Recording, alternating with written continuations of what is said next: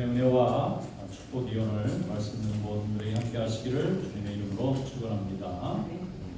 군대 가면은 5분 대기조라는 게 있습니다. 군대 생활하신 분들은 혹시 기억이 나실지 모르겠는데 5분 안에 출동이 가능하도록 준비하고 있는 분들인데, 다른 분들은 다 편안하게 근무 시간이 끝나면 이제 복장도 풀고 편안한 옷으로 갈아입고 이렇게 일상을 지낼 수 있도록 하는데, 이 5분 대기조는 5분 안에 가야 되기 때문에 일단 신발을 벗을 수가 없어요. 그리고 옷도 벗을 수가 없습니다. 그리고 항상 손에 잡히는 거리에 무장을 다 가지고 있고, 급한 일이 생기면 다른 사람들은 준비하느라고 시간이 오래 걸리지만 이 사람은 5분 내에 바로 뛰어나올 수 있도록 준비해야 되는데, 당번을 정해서 5분 대기를 한 번씩 하고 다른 사람들은 쉬는 이런 근무를 계속하는 데가 경우가 있습니다. 미국에 오니까 동네마다 소방서가 있더라고요. 이렇게 소방서가 많은지 몰랐어요. 아무튼 조금만 지나면 금방 소방서요. 얼마나 많은지 몰라요. 파이어파이터라고 그러는데, 이분들이 가만히 보니까 5분 대기조예요. 우리 군대, 이 군대를 국군이라고 그러잖아요. 물론 국군의 사명이 뭐냐? 군대 가면 지금 먼저 배워요. 다 잊어버리시는 분도 있을 거예요. 국군의 사명은 국민의 생명과 재산을 지킨다예요. 국민의 생명, 재산을 지키는 게 국군의 사명이에요. 그런데 소방대원들은 보니까 시민의 생명과 재산을 지키는 사람들이더라고요. 5분 안에 뛰어나가요. 누가 불이 났든지, 교통사고가 났든지, 누가 물에 떠내려가든지, 아니면 건물이 붕괴돼서, 아니면 무슨 재해를 입어서 사람들이 심각한 생명의 위협을 느낄 때에 제일 먼저 가서 그 사람들을 막아주고 구해주는 역할을 하는 이 포스 레스판더들이 소방대원들이더라고요. 그런데 이분들이 평소에 뭘 하나 봤더니 5분 안에 뛰어나갈 수 있는 준비하는 연습을 하는 거더라고요. 항상 시간 재놓고 이 비상벨이 전화가 울리면 바로 뛰어나갈 수 있도록 평소에 뛰어나갈 준비를 하는 거예요. 이렇게 편안하게 쉬고 놀다가 벨이 울리면 당장 뛰어나가는데, 소방대원들을 저도 한번 소방대라고 불러본 적이 있었는데 보니까 15분 만에 현장에 나타나요. 15분 만에 어디서 그렇게 오는지 금방 나타나더라고요.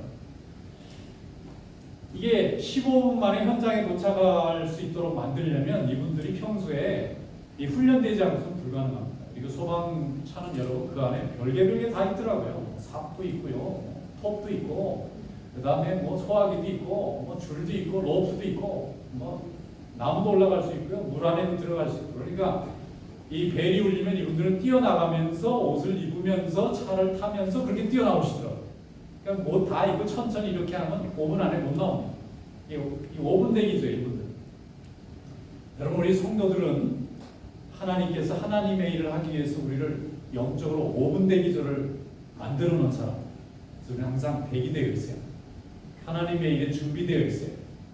오늘 하나님 말씀 보면은 그런 사명이 우리에게 있다는 것을 알려주고 있습니다. 오늘 본문 말씀 함께 읽어보도록 하겠습니다. 마태복음 24장 42절부터 46절 말씀, 오늘 하나님이 주신 말씀으로 믿고 우리 다 함께 읽어보도록 하겠습니다. 그러므로 되어 있으라 어느 날에 너희 주가 임하는지 너희가 알지 못함이니라. 너희와 한반이 만일 집주인이 도둑이 어느 시간에 그 주를 알았더라면 깨어서 그 주를 뚫지 못하게 하였으리라. 이러므로 너희도 준비하고 있으라. 생각하지 않을 때에 인자가 오리라. 충성대로 지혜 있는 종이 되어 주인에게 그 집 사람들을 맡아 때를 따라 양식을 나눌 자가 많으냐. 주인이 올 때 그 종이 이렇게 한 것을 보면 그 종이 복이 있으리로다. 아멘. 예수님께서 십자가를 지시기 전에 제자들과 함께 많은 말씀을 나누셨는데 그 중에 해주신 비유 중에 하나입니다. 제자들이 자꾸 예수님에게 물어보는 거예요. 예수님, 언제 재림이 옵니까? 언제 지구의 종말이 옵니까? 언제 이 세상이 다 끝납니까? 그러니까 예수님이 답답하신 거예요. 언제 종말이 오는지, 언제 주님이 다시 오는지는 아무도 알 수가 없어요. 그건 예수님도 안 알려줍니다. 누구도 알 수 있는 사람이 없어요, 사람. 그런데 왜 그게 관심이 많은지 모르겠어요. 마지막이면 어떡하자는 거예요. 그런데 예수님이 말씀하시는 거예요. 마지막에 언제 오든 상관없이 대비가 되어 있으면 됩니다. 마지막에 오늘 저녁에 갑자기 내 개인의 인생의 종말이 오든지 내 생명이 사라지든지 아니면 우주적 종말 온 세계 우주가 다 사라지는 날이 뭐 10년 후에 100년 후에 1000년 후에 오든지 하나님의 자녀에게는 달라질 게 아무것도 없어요. 그때 와도 우리는 하나님 나라의 천국에 들어가게 될 거고 지금 주님이 우리를 부르셔도 우리는 주님의 나라에 안식하게 될 줄로 믿습니다.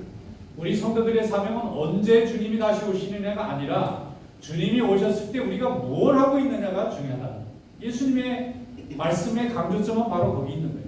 무엇을 하다가 주님이 오시는 그 순간을 맞이할 거냐 하는 것입니다. 여기 말씀에 보면은 항상 준비되어 있어야 한다는 거예요. 그래서 깨어 있으라는 거예요. 잠자지 말라는 거예요. 생각해 보면 아니 사람이 잠을 자야 되는데 하루에 6시간에서 8시간 이상은 자야 건강을 유지하는데 왜 우리 보고 자지 마라 하시지? 자지 말라는 말이 아닙니다. 육신적으로 잠을 자지 말라는 말이 아니라 우리의 영적으로 우리의 정신적으로 잠자지 말라는 거예요. 항상 준비되어 있으라는 말입니다. 항상 5분 대기조처럼 언제든지 주님이 부르시면 예배드릴 준비, 기도할 준비, 봉사할 준비를 하고 있으라는 거예요. 그러면 언제 주님이 오셔도 우리는 부끄럽지 않은 구원을 얻을 수가 있는 것입니다. 하나님의 자녀를 이 세상에 하나님이 두신 이유는 하나님의 일에 하나님의 목적에 영원 권한 이 목적에 하나님이 쓰실 때에 필요한 사람을 부르면 예 하고 나올 수 있는 준비가 되어 있으면 합격한 하나님의 자녀가 되는 것입니다. 그러면 어떻게 우리가 하나님의 자녀가 되어야 되느냐? 오늘 예수님께서 말씀해 주시는 이 말씀 속에 있습니다. 항상 지혜롭고 성실한 청지기로 준비되어 있으라는 것. 오늘 본문 말씀을 조금 더 내려가 보다 보면은 25장에 어떻게 준비하는지 그 방법에 대해서 조금 더 구체적으로 설명하고 있어요. 25절에 보면 열처녀의 비유가 나옵니다. 그 열처녀의 비유에 보면은 이런 말씀이 있어요. 10명의 처녀가 있는데 그 중에 5명은 등을 준비하고 기름을 준비했어요. 근데 그 중에 5명은 등은 준비했는데 기름을 준비하지 않았어요. 여러분 등은 낮에 씁니까? 밤에 씁니까? 밤에 씁니다. 등을 낮에 쓰는 사람은 없어요. 등이 필요 없습니다. 너무 밝은 빛이 태양의 빛이 있기 때문에 우리는 낮에는 등을 의지해서 사물을 볼 필요가 없어요. 그러나 밤은 태양이 없기 때문에 반드시 등이 있어야 사람을 구분할 수 있어요. 지금도 밤에는 전기를 켜지만은 전기불을 쓰지만 예수님이 이 말씀하시던 이 2000년 전에는 전기불이라는 게 없죠. 밤이 되면 정말 칠흑같이 어두운 겁니다. 빛이 없으면 사람의 음성을 가지고 사람이 있나 없나를 구분할 정도로 아무것도 보이지 않는 밤이 되면 정말 깜깜한 세계예요. 거기에서 작은 불 하나는 온 밤을 밝히고도 남을 수 있는 굉장한 힘을 가지고 있는 겁니다. 그런데 열처녀가 모두 등불을 가지고 밤에 신랑이 오면 잔치 준비를 할 준비를 다 미션을 줬는데 지혜로운 사람은 기름을 채우는 준비를 했어요. 근데 어리석은 사람, 어리석은 5처녀는 설마 밤에 오겠나 그렇게 하고 낮에만 올 걸로 자기 혼자 생각하는 거예요. 밤에 신랑이 와서 잔치가 시작할 때 불을 밝히는 사명이 10명의 이 처녀들에게 있었는데 5명은 연료를 준비를 해놨고 나머지 5명은 연료를 준비하지 않았어요. 근데 그들이 다 같이 잠들었는데 한밤중에 신랑의 일행이 들이닥쳤습니다. 잔치가 밤중에 벌어졌어요. 5명은 불을 밝히고 그 잔치를 밝히는 그 역할을 자기 미션을 잘 감당했는데 나머지 5명은 불을 밝히려니까 연료가 없어서 불이 켜지질 않는 거예요. 나중에 찾아와서 문을 열면서 우리도 이 잔치에 참여할 수 있게 해달라고 했지만 집주인은 너희를 알지 못한다고 그들을 들어오지 못하게 잠궈버렸습니다. 마태복음 25장 11절로 13절에 이렇게 말씀했습니다. 그 후에 남은 처녀들이 와서 이르되 주여 주여 우리에게 열어주소서. 대답하여 이르되 진실로 너에게 이르노니 내가 너희를 알지 못하노라 하였느니라. 그런즉 깨어있으라 너희는 그날과 그때를 알지 못하느니라 했습니다. 여러분 성도는 영적으로 믿음으로 깨어있어야 할 줄로 믿습니다.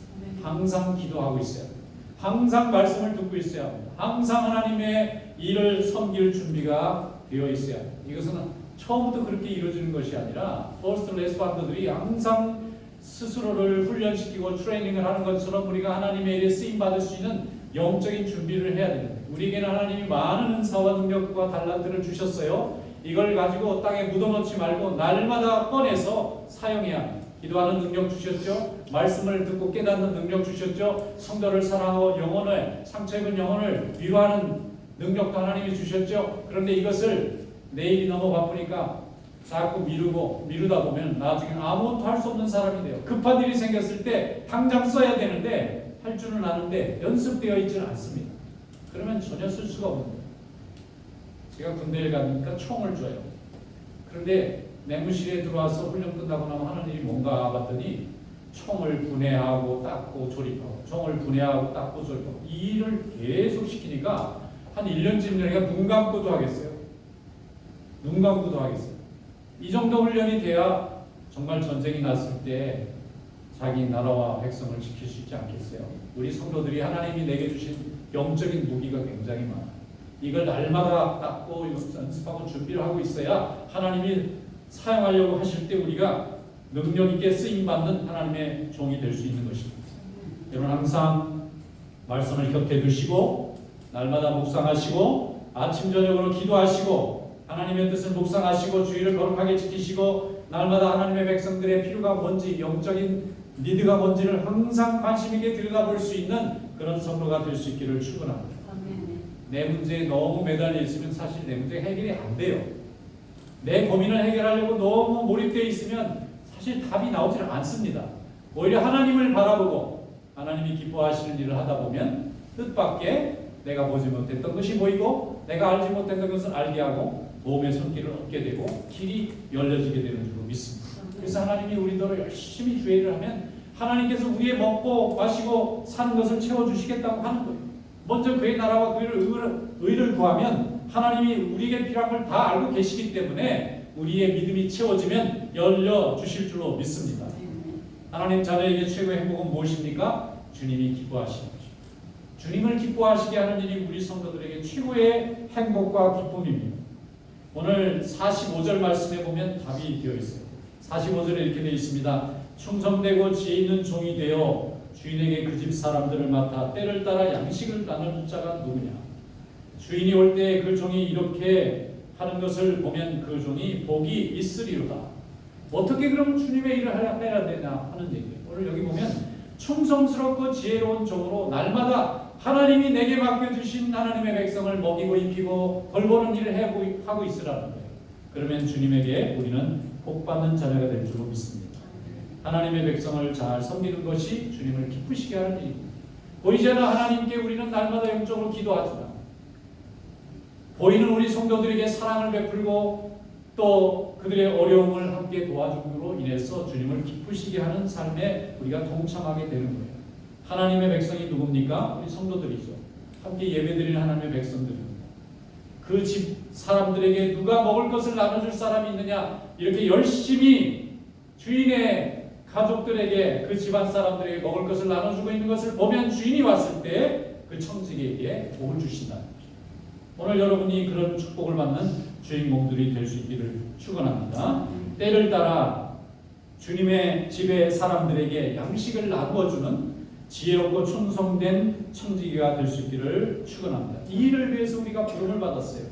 그래서 이것을 잘 섬기는 것이 중요합니다. 하나님을 사랑하는 자라면 하나님을 사랑하는 자를 또한 사랑하는 성도가 될 줄로 믿습니다. 우리가 한번 생각해 볼 때에 우리가 어떤 일을 기뻐하나 한번 생각해 보고 우리 믿음이 정말 굳건하게 서 있는지 아직 부족한지를 스스로 판단해 볼 수 있어요. 내 일이 잘 되는 것에 내가 정말 기뻐하는지 주님의 나라와 주님의 일이 잘 되는 것을 더 기뻐하는지 한번 생각해 볼 때 주님의 교회가 또 주님의 일을 위해서 주님의 일을 할 때에 우리 마음에 기쁨과 감사와 감격이 있다면 여러분 가운데 성령이 충만하고 믿음으로 굳게 서고 있는 줄로 믿습니다. 그런데 하나님의 일에 대해서 관심이 없고 내 일에만 기뻐하고 슬퍼하고 있다면 아직 우리가 하나님을 향한 사랑이 좀 부족한 것입니다.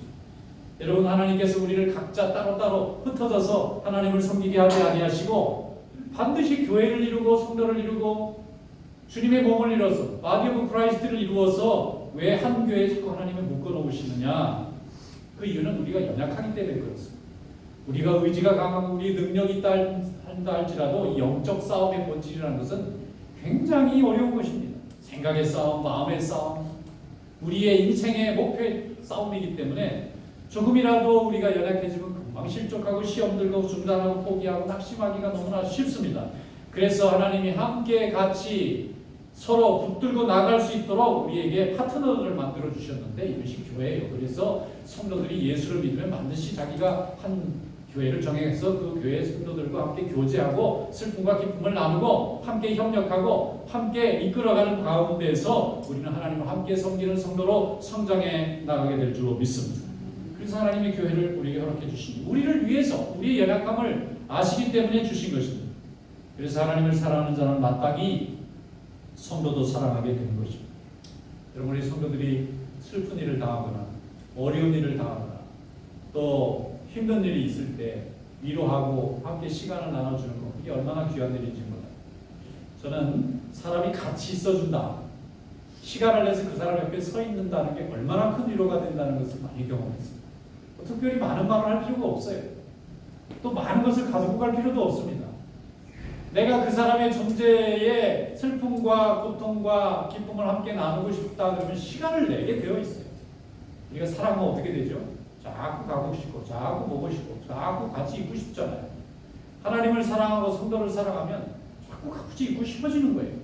근데 그 마음이 줄어들면 자꾸 불편하게 생각이 되는 거예요. 여러분, 하나님 안에서 날마다 합력하고 함께 동거하고 함께 수고하고 함께 열심으로 주님을 섬기는 그런 성도들이 될 수 있기를 주님의 이름으로 축원합니다.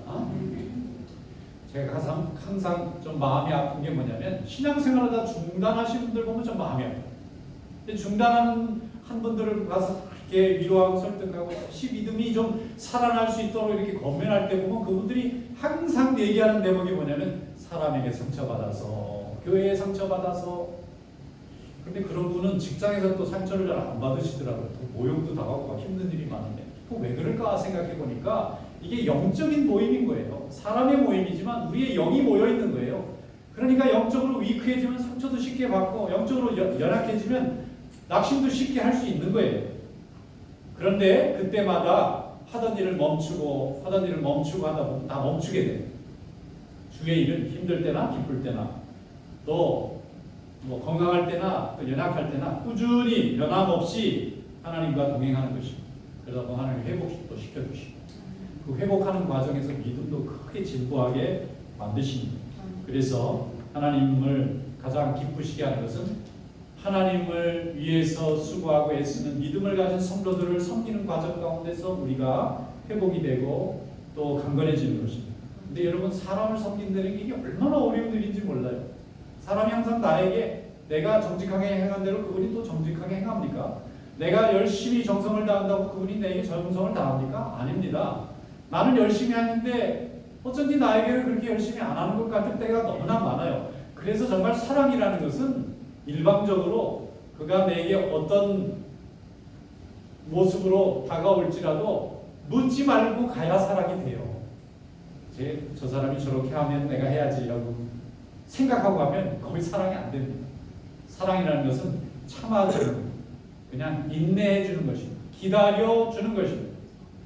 그 사람이 어떻게 내게 할 것을 기대하지 말고 내가 할 일만 주님 앞에서 열심으로 하게 되면 하나님이 길을 열어주시고 언젠가는 나의 진심과 나의 사랑과 나의 헌신을 하나님이 열매 맺게 해주실 줄 믿습니다. 충성이란 말이 있어요. 충성의 충자가 뭐죠? 마음. 이 가운데 충성에 마음 충자를 쓰잖아요. 마음의 중심이 안 움직이는 거예요. 마음이 자꾸 안 바뀌는 것을 충성한다고 해요. 한 번 정했으면 안 바뀌는 거예요. 근데 한 번 정했는데 이유가 많아요. 이래서 바뀌고 저래서 바뀌고 이것 때문에 바뀌고 이 조건 때문에 바뀌고 자꾸 컨디션을 내기 시작하면 아무것도 할 수 없는 것입니다. 그래서 충과 불충은 정말 그 차이가 마음의 중심이 계속 있느냐 아니면 옮겨 다니고 있느냐의 차이인 것입니다. 여러분, 하나님 앞에 충성된 일꾼이 될 수 있기를 축원합니다. 인간은 사실 다 병자예요. 몸이 건강해도 마음이 병들어 있고요. 마음이 건강하면 또 몸이 병들어 있고. 그러니까 사람이 사람을 사랑한다는 것처럼 어렵고 희생적인 것이 없습니다. 자녀들이 내게 항상 잘해줄 때만 내가 사랑한다 그러면 어떻게 자녀들을 키우겠어요? 남편과 아내가 나에게 예의를 갖출 때만 내가 사랑한다. 그러면 어떻게 같이 살 수 있겠습니까? 항상 병들어 있고 항상 연약한 사람을 참고 기다리고 인내하다 보면 그것이 나중에 사랑이 되고 열매가 되는 것입니다. 그리스도를 섬기는 사랑도 마찬가지, 성도를 섬기는 사랑도 마찬가지입니다. 그분의 반응을 내 기준으로 정해놓고 이때만 사랑한다 그러면 사랑이 되지 않습니다. 어떤 경우라도 하나님께서 내게 주신 사명으로 사랑하게 될 때 하나님의 은혜가 열매 맺게 될 줄로 믿습니다. 그래서 사랑은요, 감정의 단계를 지나고 나면 정말 철저하게 의지로 이루어집니다. 자녀를 사랑하고 남편과 아내를 사랑하고 성도를 사랑하는 것도 내 기분이 항상 막 뜨겁고 막 사랑하는 마음이 충만할 때만 일어나는 것이 아니라 그게 다 식어버린 후에도 내가 가지고 있는 감사한 마음으로 의지를 가지고 하나님께 나아가는 것입니다. 이렇게 되면 하나님이 반드시 열매 맺게 해주실 줄로 믿습니다. 사도 베드로와 바울은 많은 시련 가운데 수많은 박해와 유혹 가운데서도 하나님의 일을 멈추지 않았습니다. 왜 그런가 하면 하나님에 대한 사랑이 너무 크기 때문에 사람들에게서 받는 모든 실망과 상처와 시련은 거뜬히 이겨나갑니다. 하나님에 대한 사랑이 너무 크니까, 하나님께로 받은 은혜가 너무 크니까 사람에게 받은 것은 괜찮은 거예요. 하나님을 사랑하는 한 이렇게 영적으로 병들어 있는 사람을, 죄 가운데 병들어 있는 사람을 섬기는 일은 당연히 뺨을 맞고 매를 맞고 모욕당하고 수치를 당하도록 되어 있다고 벌써 알고 있는 거예요. 사랑하면 사랑할수록 더 힘들 수가 있습니다. 왜냐하면 상대방이 나를 사랑할 준비가 안 돼 있으면 내가 사랑받을 수가 없어요. 근데 나는 그를 사랑해야 되니까 참고 기다리고 인내할 수밖에 없습니다. 오늘 이러한 사랑 가운데 예수님의 사랑이 있습니다. 예수님이 인정받고 사랑받고 존중받기 위해서 우리를 사랑했다면 십자가에 안 올라가셨을 거예요. 왕이 되시려고 했을 겁니다. 근데 주님은 마지막까지 섬기시고 자기를 죽기까지 내어주셨습니다. 왜냐하면 그만큼 사람을 사랑한다는 것은 내 생명을 내놓는 고통을 동반해야만 이루어지기 때문입니다. 오늘도 그런 사랑으로 충성된 청지기의 삶을 살아갈 수 있기를 축원합니다. 고린도전서 4장 1절로 2절에 말씀합니다. 사람이 마땅히 우리를 그리스도의 일꾼이요 하나님의 비밀을 맡은 자로 여길지어다. 그리고 맡은 자에게 구할 것은 충성이니라. 충성, 아까 말씀드렸죠. 마음이 바뀌지 않아요. 그 마음이 변함없이 꾸준히 계속 이어지는 것. 여러분, 마음이 안 바뀐다는 게 얼마나 어려운 일인지 아십니까? 정말 진심으로 사랑하지 않고는 마음이 바뀌는 거예요. 근데 주님을 사랑하고 성도를 사랑하고 하나님이 내게 주신 이들을 사랑하는 이 일을 행함에 있어서 우리는 마음이 바뀌지 않는 그런 충성된 믿음이 되어야 될 줄로 믿습니다. 어떤 한 교인이 교회를 출석했는데 교인이 너무 냉랭한 거예요. 그냥 교회가 뭐 성령 충만하고 뜨거웠으면 좋겠는데, 그래서 어떤 분은 이 교회는 너무 냉랭하니까 이 교회 말고 딴 교회를 찾아봐야 되고 갔는데, 이분은 내가 하나님 앞에 헌신하고 기도하고 응답받아서 정했는데 이 교회가 뜨겁게 성령 충만하면 좋겠다. 이분이 이런 영적인 목표를 갖게 됐어요. 근데 어떻게 하면 좋을까? 사람들에게 아무리 얘기해도 이거는 영적인 일이니까 우선 나부터 기도해야 되겠다. 그리고 매일 출퇴근하면서 교회에 들리는 거예요. 그래서 성전에서 혼자 기도했어요. 하나님, 함께 기도할 좋은 친구를 좀 많이 붙여주세요. 그랬는데 한 달이 돼도 두 달이 돼도 10달이 돼도 아무도, 자기 혼자만 하는, 이게 내가 쓸데없는 짓을 하고 있나. 그러면서도 이분이 쉬지 않고 항상 매일 한 번씩은 자기가 섬기는 성전에서 기도하고 돌아갔어요. 1년이 딱 지나니까 딱 한 사람이 나타났어요. 둘도 아니고 한 사람이, 집사님 이렇게 혼자 기도하세요 하는 분이 나타나요. 아니 그냥 교회가 성령 충만하면 좋겠는데 뭐 다른 방법은 없고 제가 기도합니다. 저도 같이 하고 둘이 기도하고, 둘이 한 몇 달 기도했더니 나중에 4명이 됐어요. 4명이 몇 달 기도했더니 어떻게 됐을까요? 그 다음에 쫙 늘어나. 사람들이 교회 오는 게 너무 좋아서 출퇴근하면서 근무 시간을 자기들이 조절하는 거예요. 기도 시간에 맞추게. 우리 생각에는 반대로 돼야 될 것 같은데 남는 시간에 기도할 것 같은데 이분은 벌써 자세가 다른 거예요.